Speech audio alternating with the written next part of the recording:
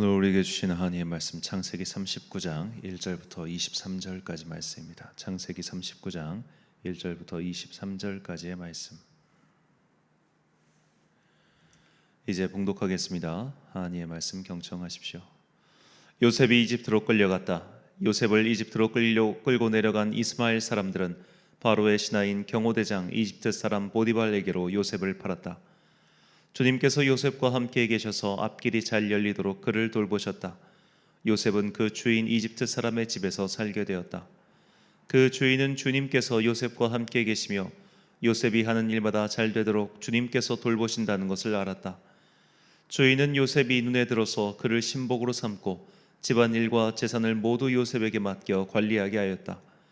그가 요셉에게 자기의 집안일과 그 모든 재산을 맡겨서 관리하게 한 그때부터 주님께서 요셉을 보시고 그 이집트 사람의 집에 복을 내리셨다. 주님께서 내리시는 복이 주인의 집안에 있는 것이든지 밭에 있는 것이든지 그 주인이 가진 모든 것에 미쳤다. 그래서 그 주인은 자기가 가진 모든 것을 요셉에게 맡겨서 관리하게 하고 자기의 먹거리를 빼고는 아무것도 간섭하지 않았다. 요셉은 용모가 준수하고 잘생긴 미남이었다. 일이 이렇게 된 지 얼마 지나지 않아서 주인의 아내가 요셉에게 눈짓을 하며 나하고 침실로 가요 하고 깨웠다. 그러나 요셉은 거절하면서 주인의 아내에게 말하였다. 주인께서는 모든 것을 나에게 맡겨 관리하게 하시고는 집안일에는 아무 간섭도 하지 않으십니다. 주인께서는 가지신 모든 것을 나에게 맡기셨으므로 이 집안에서는 나의 위에는 아무도 없습니다. 나의 주인께서는 나의 마음대로 하지 못하게 한 것은 한 가지뿐입니다. 그것은 마님입니다. 마님은 주인 어른의 부인이시기에 때문입니다. 그런데 내가 어찌 이런 나쁜 일을 저질러서 하나님을 거역하는 죄를 지을 수 있겠습니까? 요셉이 이렇게 말하였는데도 주인의 아내는 날마다 끈질기게 요셉에게 요구해 왔다. 요셉은 그 여인과 함께 침실로 가지도 않았을 뿐만 아니라 아예 그 여인과 함께 있지도 않았다. 하루는 요셉이 할 일이 있어서 집 안으로 들어갔는데 그 집 종들이 집안에 하나도 없었다. 여인이 요셉의 옷을 붙잡고 나하고 침실로 가요 하고 졸랐다. 그러나 요셉은 붙잡힌 자기의 옷을 그의 손에 버려둔 채 뿌리치고 집 바깥으로 뛰어나갔다. 여인은 요셉이 그 옷을 자기의 손에 버려둔 채 집 바깥으로 뛰어나가는 것을 보고 집에서 일하는 종들을 불러다가 말하였다. 이것 좀 보아라. 주인이 우리를 웃음거리로 만들려고 이 히브리 녀석을 데려다 놓았구나. 그가 나를 욕보이려고 달려들기에 내가 고함을 질렀더니 그는 내가 고함 지르는 소리를 듣고 제 옷을 여기에 내버리고 바깥으로 뛰어나갔다. 이렇게 말하고 그 여인은 그 옷을 곁에 놓고 주인이 집으로 돌아오기를 기다렸다.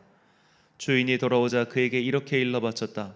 당신이 데려다 놓은 저 히브리 사람이 나를 농락하려고 나에게 달려들었어요. 내가 사람 살리라고 고함을 질렀더니 옷을 내 앞에 버려두고 바깥으로 뛰어나갔어요.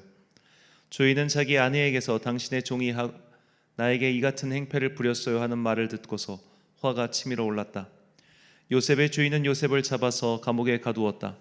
그곳은 왕의 죄수들을 가두는 곳이었다. 요셉이 감옥에 갇혔으나 주님께서 그와 함께 계시면서 돌보아 주시고 그를 한결같이 사랑하셔서 간수장의 눈에 들게 하셨다. 간수장은 감옥 안에 있는 죄수를 모두 요셉에게 맡기고 감옥 안에서 일어나는 온갖 일을 요셉이 혼자 처리하게 하였다. 간수장은 요셉에게 모든 일을 맡기고 아무것도 간섭하지 않았다. 그렇게 된 것은 주님께서 요셉과 함께 계시기 때문이며 주님께서 요셉을 돌보셔서 그가 하는 일은 무엇이나 다 잘되게 해주셨기 때문이다. 아멘. 무엇으로 형통할 것인가 라는 제목으로 하나님의 말씀 선포하겠습니다. 예전에 어느 대통령이 집권했던 시기에 만사 형통이라는 말이 유행했습니다. 당시 대통령의 친형이 거물 정치인이었는데 그 형을 통해서 뭔가를 요청하면 다 오케이라는 소문이 돌았기 때문입니다. 자, 이 말의 진위는 차치하고 사람들은 모두 다 형통하려고 한다는 것을 알 수 있죠. 형통이란 온갖 일이 자기 뜻대로 된다는 뜻입니다. 그러니 형통하지 않기를 원하는 이가 어디에 있겠습니까? 그래서 사람들은 형통하기 위해서 갖은 방법을 동원합니다. 힘 있는 자에게 기대기도 하고 돈과 권세를 부려서라도 형통하고 싶어 합니다. 하고자 하는 일이 다 잘 되길 바라는 것은 동서고금 누구에게나 해당하는 일일 겁니다. 문제는 무엇으로 형통할 것인가 하는 점입니다. 권세를 빌려서 형통할 것인가? 돈을 써서 형통할 것인가? 아니면 귀신의 방법을 써서라도 형통할 것인가? 그 형통하기 위한 방법이 문제인 겁니다. 성경은 우리에게 형통하기 위한 방법을 가르쳐 줍니다. 여호수아 1장 8절 말씀입니다. 이 율법책을 내 입에서 떠나지 말게 하며 주야로 그것을 묵상하여 그 안에 기록된 대로 다 지켜 행하라. 그리하면 내 길이 평탄하게 될 것이며 내가 형통하리라. 아멘. 자, 형통하다라고 번역하는 히브리 단어는 차라흐입니다. 이 단어의 뜻은 꿰뚫고 들어가다, 밀고 들어가다, 어떠한 일을 끝까지 해내다입니다. 그렇다면 무엇으로 꿰뚫을 것이며 무엇을 가지고 밀고 들어가야 할까요? 하나님께서는 하나님의 율법, 하나님의 말씀을 실천하는 것으로 형통하라라고 말씀하셨습니다. 여호수아 1장 8절에서 형통하리라라고 번역한 단어의 동사형은 사역 능동형입니다. 이 동사형을 사용하여 1장 8절을 직역하면 여호와의 율법을 지켜 행하면 그것이 너를 형통하게 만들 것이다 입니다. 여호와의 율법을 지켜 행하면 그것이 너를 형통하게 만들 것이다. 우리가 흔히 하는 말처럼 귀인을 의지하거나 재물을 의지하거나 여러 가지 인간적인 방법을 사용한 것 말고 하나님의 말씀을 실천하면서 살면 그 말씀이 우리를 형통하게 만든다는 겁니다. 그래서 성경은 성도들이 악인의 형통을 부러워하지 말라고 가르칩니다. 잠언의 말씀입니다. 23장 17절 내 마음으로 죄인의 형통을 부러워하지 말고 항상 여호와를 경외하라. 24장 1절 너는 악인의 형통함을 부러워하지 말며 그와 함께 있으려고 하지도 말라.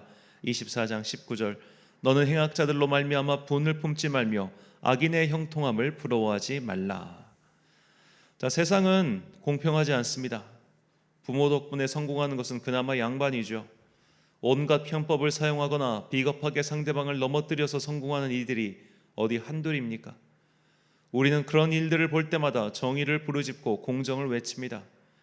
하지만 그런 말을 하는 이들도 실상은 뒤에서 공작질을 하며 형통하려는 것을 볼 때마다 우리는 큰 실망감과 배신감을 느끼죠. 그래서 우리도 멍청하게 있을 바에는 나도 너희들처럼 행동해서 형통할 거야 라는 생각을 품기 마련입니다. 하지만 성경은 그렇게 세상의 방법으로 형통한 자들을 부러워하지 말고 하나님의 명령을 따라 살아라.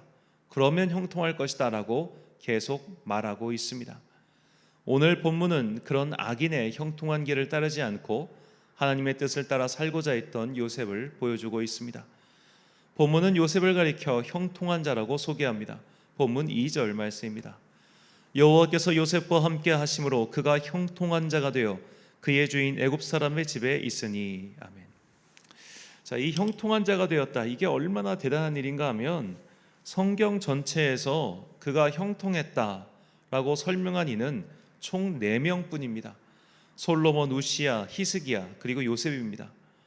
더구나 이 유다의 왕들인 솔로몬, 우시야, 히스기야 이 3명에 대해서 형통했다라고 소개한 책은 역대하입니다.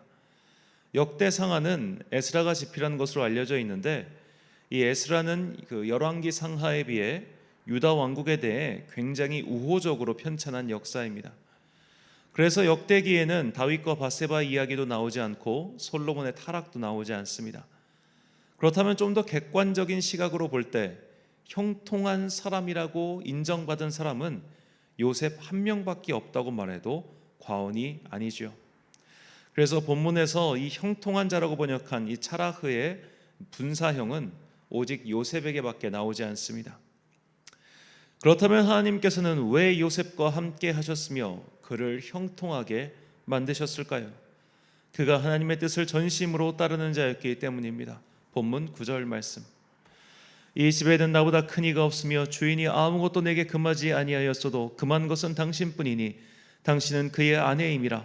그런즉 내가 어찌 이 큰 악을 행하여 하나님께 죄를 지으리이까. 자, 바로의 신하인 보디발은 집안의 모든 대소사를 요셉에게 맡겼습니다. 요셉은 보디발에게 존중을 받았으나 결국 노예였죠. 요셉은 빼어난 미남이었습니다. 노예에다가 미남이었으니 집주인의 아내가 그를 탐냈습니다. 이 고대 이집트의 성문화는 지금 우리로서는 받아들이기도 힘들고 상상하기도 어려울 만큼 달랐습니다. 이 새벽 시간에 좀 입에 담기 힘들 정도인데, 이 한 가지 사례만 말하면 세계 최초로 콘돔을 개발한 게 바로 고대 이집트인들입니다.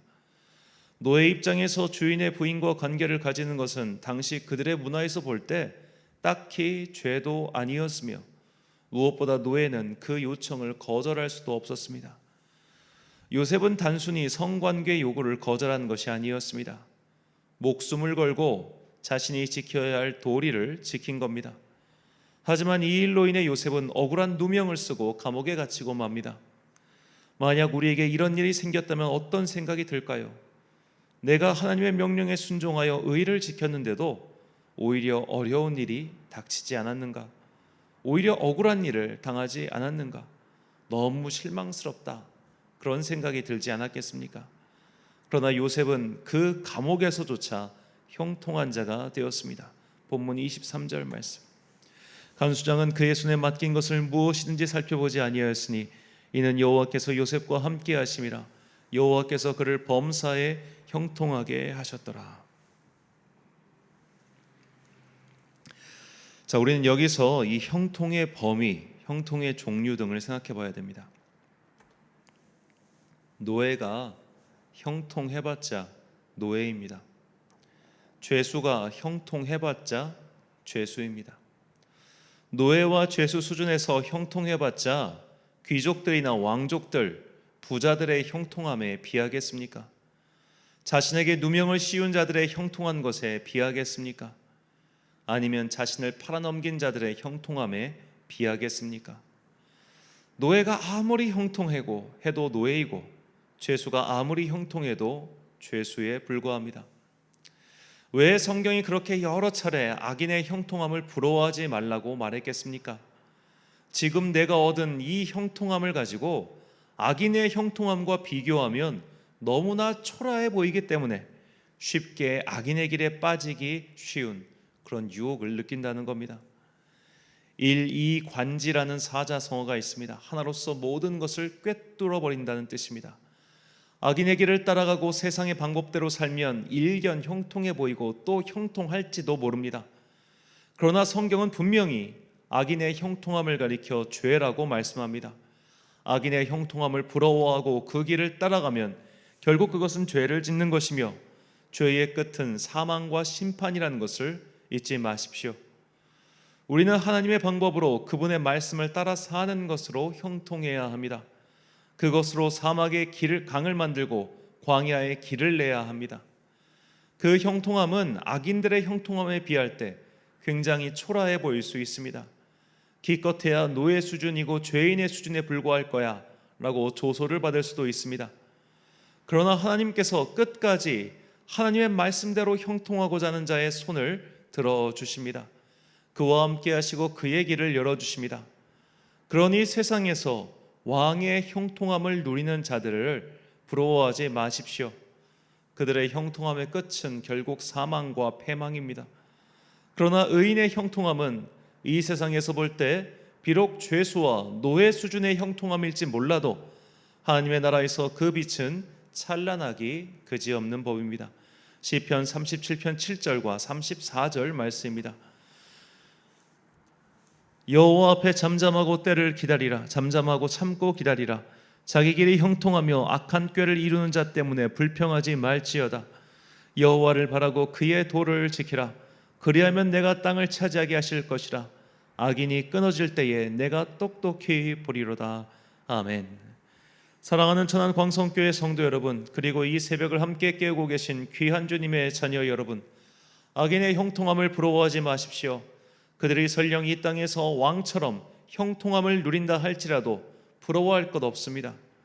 그런 것들은 모래 위의 성 같아서 하나님께서 마침내 무너뜨리실 겁니다. 남들이 볼 때는 죄수와 노예 수준의 형통함이라 할지라도 주눅들지 마십시오. 중요한 것은 하나님께서 나와 함께 하심의 여부입니다. 나를 괴롭게 하는 자와 함께하는 식탁이면 산의 진미도 모래를 씹는 것 같은 느낌입니다. 반면에 나를 행복하게 하는 자와 함께라면 박채 나물도 산의 진미이죠. 하나님을 모욕한 헤롯 왕은 화려한 왕관을 쓰고서 벌레에 먹혀 죽었습니다. 그러나 하나님과 함께했던 바울은 노예의 옷을 입고 고난의 옷을 입었지만 그 누구보다 자유와 평안을 누린 사람이었습니다.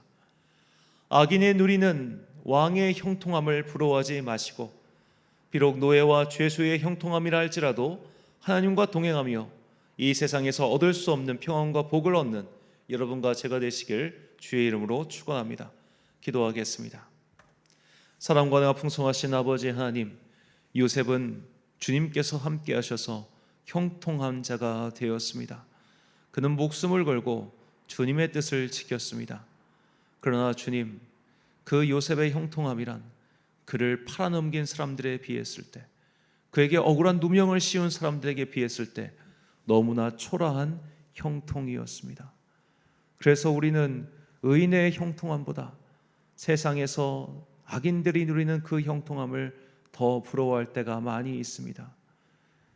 주님, 우리 마음속에 그런 것에 대한 부러워하는 마음, 질투의 마음, 혹은 동경의 마음이 있다면 이 시간 그리스도의 십자가 위에 모두 못 박고 다 태워 주시옵소서.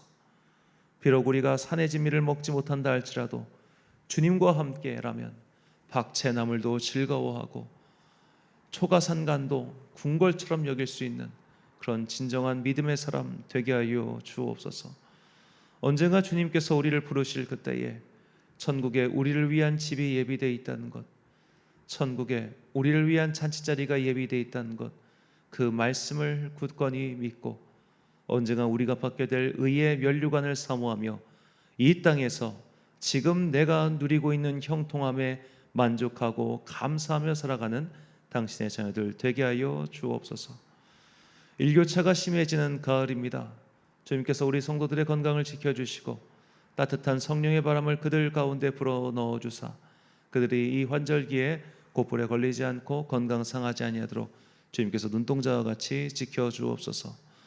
오늘 하루도 참 좋으신 우리 주님의 은총과 평강이 모든 성도들의 일터와 가정 그리고 그들의 삶의 영역 가운데 함께 하시길 소망하며 이 모든 말씀 우리를 사랑하시는 예수님 이름으로 기도드립니다. 아멘. 오늘의 기도 제목입니다. 나를 부럽게 하는 악인의 형통함은 무엇입니까? 악인의 성공을 부러워하는 내 속마음을 주님 앞에서 솔직히 토로해 보시기 바랍니다. 비록 노예와 죄수의 형통함이라 할지라도 하나님께서 함께 하시면 그 어디나 하늘나라입니다. 하나님의 뜻을 따라 형통할 수 있도록 믿음과 용기를 구하십시오. 오늘 주신 기도의 제목 가지고 기도와 묵상에 힘쓰는 하루 되시길 바랍니다. 기도하겠습니다.